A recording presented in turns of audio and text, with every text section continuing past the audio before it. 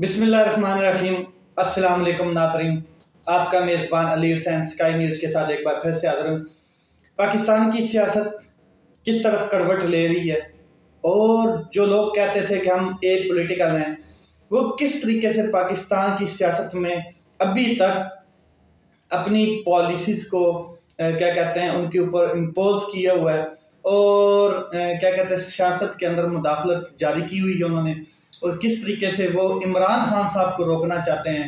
इमरान खान साहब की पॉपुलैरिटी जो दिन ब दिन बढ़ती जा रही है, उसके ऊपर कैसे कंट्रोल करना चाहते हैं। वो चाहते हैं कि किसी न किसी तरीके से इमरान खान साहब को रोका जाए, और उनके तरीक़ेकार क्या है कि इलेक्शन कमीशन ने आज एक क्या कहते हैं वारंट जारी किया है, और देख लें कि वो वारंट क्या है कि तमाम जो सीनियर लीडरशिप है क्या कहते हैं इमरान खान साहब के साथ, जो तो असद उमर साहब हैं, फवाद चौधरी साहब हैं, उनके अगेंस्ट वारंट जारी हुआ है कि इनको अरेस्ट किया जाए। अब इसके पीछे कौन लोग हैं, ये कौन करवा रहे हैं, और इलेक्शन कमीशन जो है उसको अपने क्या कहते हैं दायरे के अंदर रह के काम करना चाहिए और अपने क्या कहते हैं गैर जानबदारी का सबूत देना चाहिए। लेकिन वो इलेक्शन कमीशन पिछले कई महीनों से 8-9 महीनों से जो है वो सिर्फ इमरान खान के ऊपर उसका निशाना है, इमरान खान साहब के ऊपर उसका तीर और उसकी जो बंदूक की नोक है वो सिर्फ उसी की तरफ है और किसी साइड पे नहीं है। हालांकि और भी केसेस उसके पास बहुत ज़्यादा पड़े हैं और बड़े इंपॉर्टेंट पड़े। एक चीज़। दूसरा, एस्टेब्लिशमेंट जो है वो इस हुकूमत को किसी न किसी तरीके से आगे क्या कहते हैं लेके जाना चाहती है कि ये हुकूमत आगे चलती रहे, हुकूमत रुके नहीं। और हुकूमत रुके नहीं मतलब कि उसको सपोर्ट किया जाए, हर हालत में हुकूमत को सपोर्ट करना मकसद है एस्टेब्लिशमेंट का।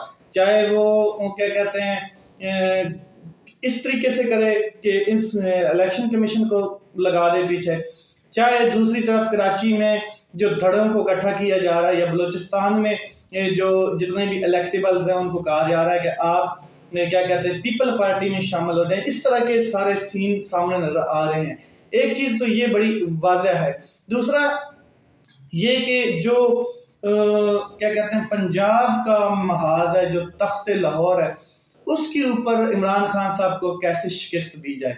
इमरान खान साहब को शिकस्त देने का मतलब कैसे है कि परवेज इलाही साहब को वोट ऑफ कॉन्फिडेंस के सामने पेश होना है और किसी न किसी तरीके से उनको इस अमल में क्या कहते हैं नायल किया जाए या फिर इमरान खान साहब को नायल किया जाए, या फिर परवेज इलाही साहब जो हैं वो किसी तरीके से वोट ऑफ कॉन्फिडेंस क्या कहते हैं पूरा ना हो सके उनका, और वो क्या कहते हैं जो डी नोटिफिकेशन था वो उसके मुताबिक क्या कहते हैं नाअहल हो जाएं और दोबारा एक रन इलेक्शन हो तो उसमें हम अपनी अददी अक्सरियत को पूरा करने की कोशिश करें। ये चीज़ इसके लिए आगे भी जरदारी साहब ने लाहौर में आके डेरे जमाए रखे, बड़ी मुलाकातें अहम करते रहे परवेज रशीद साहब से और क्या कहते हैं सॉरी शुजात साहब से और परवेज इलाही साहब के बड़े भाई जो हैं और उनकी जो फैमिली के मेम्बरान हैं उनसे फिर ये बड़े बड़े नोटों के थब्बे भी लाए गए बैग्स में भर के। वो भी कोशिश की गई कि किसी तरीके से लोगों की वफादारियां खरीदने की कोशिश की जाए।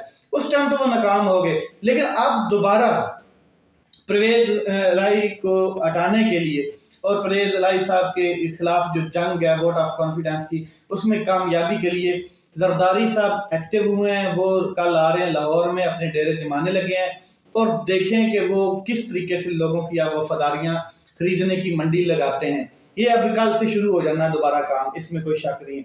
आगे मैं आपको जरा बता दूं कि जनेवा जो एक कॉन्फ्रेंस हुई है उसमें हमारे प्राइम मिनिस्टर साहब पूरे काफिले के साथ गए हुए थे, वजारत खारजा भी थी वहाँ पर और पूरा काफिला गया हुआ था। उस काफिले ने वहाँ पर क्या रोल था उस काफिले का और कितने अखराजात उन्होंने किए ये तो आपके सामने है। लेकिन इस जनेवा कॉन्फ्रेंस में या आलमी जो एक इत्तेहाद है और एक कॉन्फ्रेंस हुई है, इसमें पाकिस्तान को कामयाबी हुई है या नाकामी हुई, ये मैं आज आपके सामने थोड़ी सी डिटेल में रखने लगा हूँ कि प्राइम मिनिस्टर साहब जो हैं उन्होंने जाके वहाँ पर बताया कि हमारे मुल्क में फ्लड आया, फ्लड की वजह से बेहिसाब नुकसान हुआ है और मुतासरीन जो है अभी भी खुले आसमान के नीचे हैं।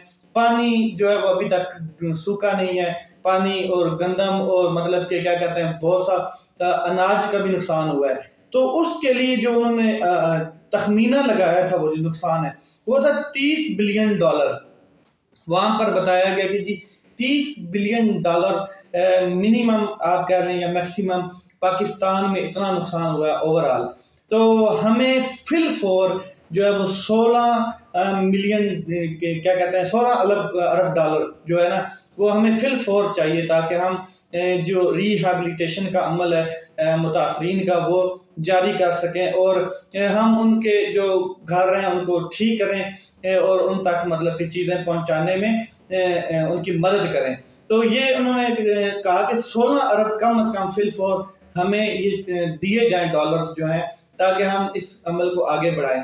तो वहाँ पर बड़े बड़े ऐलानात किए गए, इसमें कोई शक नहीं है। और वो ऐलानात क्या थे वो भी मैं आपको बता देता हूँ कि $8 बिलियन की जो वहाँ से हमें इमदाद दी गई है, वो मुख्तलिफ कंट्रीज़ के जो मतलब कि क्या कहते हैं नुमाइंदगीन थे, उन्होंने वहाँ पर ऐलान किया। उसमें फिर एशियन डेवलपमेंट बैंक भी है, इस्लामिक डेवलपमेंट बैंक भी है और वर्ल्ड बैंक ने भी जो ऐलान किया वो मैं आपके सामने ज़रा डिटेल में रखता हूँ। सबसे पहले चाइना ने $100 मिलियन, अमेरिका ने $100 मिलियन, जर्मनी ने 84 मिलियन यूरोज, उसके अलावा क्या कहते हैं $1 अरब जो है वो वर्ल्ड बैंक की जानब से ऐलान किया गया, $2 अरब जो है वो इस्लामिक डेवलपमेंट बैंक की जानब से और $4.2 अरब जो है वो क्या कहते हैं उसकी जानब से था, क्या कहते हैं वर्ल्ड बैंक की जानब से। तो ये दो एशियन डेवलपमेंट की जानब से भी एक जो एशियन डेवलपमेंट बैंक है उसकी जानब से $1 अरब था। तो ये कुल मिला के कुछ $8 बिलियन की लगभग मतलब बनते हैं। लेकिन शराइत क्या थी? ऐलान तो कर दिए कि क्या वो फौरी मिल गया पाकिस्तान को? नहीं, ये शराइत भी हैं। शराइत वो मैं आपके सामने जरा बता दूं, फिर आपने ये अंदाजा लगाना है कि इस महाज पे इस इम्पोर्टेड हुकूमत को और पाकिस्तान को कामयाबी हुई है या नाकामी हुई है, ये आप पे मैं छोड़ दूंगा। जो शराइत है वो ये है कि 3 साल के टाइम पीरियड में आपको ये रकम दी जाएगी तमाम ममालिक की जानब से। ये शराइत थी कि 3 साल के टाइम में, और जो पहली किस्त है वो 8-9 महीने के बाद मिलेगी आपको, यानी कि जो पहले आपको चाहिए थोड़े बहुत पैसे या जो स्टार्ट शुरू होगा वो तकरीबन 8-9 माह के बाद। अभी तक मैं आपको बता दूं कि ये सारे ऐलानात की हद तक है, ये पैसे वज़ीर आज़म साहब के हाथ में नहीं पकड़ाए गए या कौमी खजाने में नहीं जमा हुए हैं। ये ऐलानात में 3 साल के टाइम पीरियड में दिए जाएंगे। 3 साल तक ये हुकूमत कहाँ रहेगी, एक बात। दूसरी बात, जो मेजर चीज़ है वो जो जिसके ऊपर मैंने कल अपना वीलॉग भी किया था उसमें भी ये बात की थी कि इस हुकूमत के ऊपर भरोसा नहीं है फॉरनर्स को। तो उन्होंने बड़ा क्लियर कहा कि ये जो फंड है, जो भी $8 बिलियन का फंड है, ये हम हुकूमत के हाथों में नहीं देंगे, बल्कि जो हमारे क्या कहते हैं डेवलपमेंट एजेंसीज हैं वो इसको, फॉरनर जो एजेंसीज हैं डेवलपमेंट, वो इसको क्या कहते हैं यूटिलाइज करेंगी, पाकिस्तान में लोगों तक पहुंचाएंगी। ठीक हो गया। ये डायरेक्टली क्या कहते हैं पाकिस्तान के खजाने में या वज़ीर आज़म के हाथ में नहीं पकड़ा दिए जाएंगे। ठीक हो गया।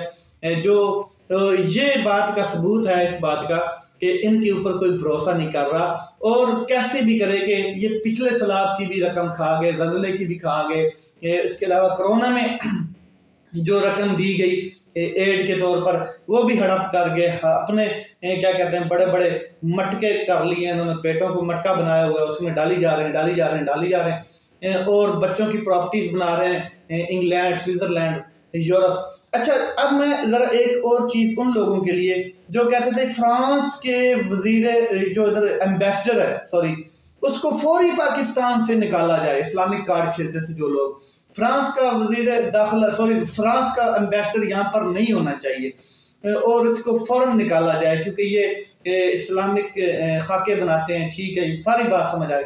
अब फ्रांस ने क्या कहते हैं $100 मिलियन की जो मतलब के ऑफर की है, वो हलाल है या हराम है, ये अब उन लोगों से मेरा सवाल है कि जो उन्होंने $100 मिलियन की हमें ऑफर की है कि हम देंगे, वो अब हराम है या हलाल है, ये उनके ऊपर सवाल मैं छोड़ के जा रहा। तो दूसरी जानब पाकिस्तान को सऊदीया जो है वो क्या कहते हैं साथ साथ एड देता भी रहता है, मदद करता भी रहता है। और सऊदीया के क्राउन प्रिंस जो है मोहम्मद बिन सलमान, उन्होंने बड़ा वाज़ह कहा है कि जो अभी इस टाइम हालात हैं पाकिस्तान की मैशत के, सबसे पहले तो पाकिस्तान में एक पॉलिटिकल इंस्टेबिलिटी जो हुई पड़ी है उसको ख़त्म किया जाए, पॉलिटिकल स्टेबिलिटी लाई जाए। जैसे कि उन्होंने जो आसम मुनीर साहब वहाँ पर जब गए हुए थे और उन्होंने उम्रा की सआदत हासिल की, तो उनको भी यही उन्होंने बात की है कि आप इलेक्शन करवाएं, स्टेबिलिटी लाएं, फिर हम हमारे लोग भी आएंगे, इन्वेस्टर्स भी आएंगे और हम भी मदद करने के लिए तैयार हैं।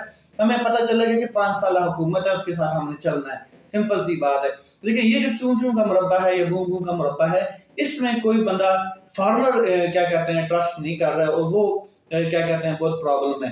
तो ये चीजें हैं जो पाकिस्तान में ये क्या कहते हैं इस टाइम हो रही हैं। लेकिन आलमी महाज पर जो पाकिस्तान को अभी तक कोई एड नहीं दी गई है, और जो ये हुकूमत गई हुई थी और ये सोच रही थी कि हमने तो बड़े तीर मार लिए हैं और मीडिया स्क्रीन पे और मतलब के सरकारी टीवी चैनल्स पे बड़े क्या कहते हैं जो लिफाफी टीवी चैनल्स हैं उनके ऊपर भी इन्होंने बड़ी धूम मचाई हुई थी कि बहुत कुछ मिल गया। अभी तक कुछ नहीं मिला है, अभी तक सिर्फ ऐलानात हुए हैं और उन्होंने अपनी शराइत बताई हैं और बता दिया है कि ये कैसे आएगा पाकिस्तान में पैसा।